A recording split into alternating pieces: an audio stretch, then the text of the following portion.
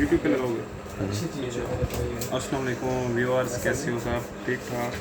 अच्छा, आज मैं आपको दिखाऊंगा नई डिवाइस ओप्पो की Reno 3 Pro, जो आ रहा है 44 मेगापिक्सल फ्रंट कैमरा के साथ डुअल पंच होल डिस्प्ले।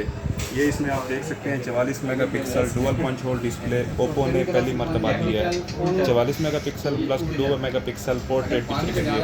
फिर इसका आ जाता है बैक पर 4 कैमराज है, 13 megapixel, 64 megapixel, 8 megapixel, 2 megapixel. 6.4 inch display है सुपर एमोलेड स्क्रीन के साथ। और इसमें चार्जिंग टेक्नोलॉजी जो यूज़ की गई है वो 4.0 है। 3935 mAh इसकी बैटरी है, 6.4 इंच डिस्प्ले है। कलर ऑपरेटिंग सिस्टम इसमें OS 7 है। इसका जूम भी हमें दिखाएगा। इसका जूम मैं आपको दिखा देता हूँ। ये नॉर्मल पिक्चर है, ये तकरीबन 20x तक जूम कर सकता है। ये देखें, ये भी 3.4x है। ये भी हम एक कमरे में ठहरे हुए हैं, एक शॉप में। अगर हम बाहर ठहरे होते हैं तो इसका मैं आपको 20x पूरा दिखा देता। ये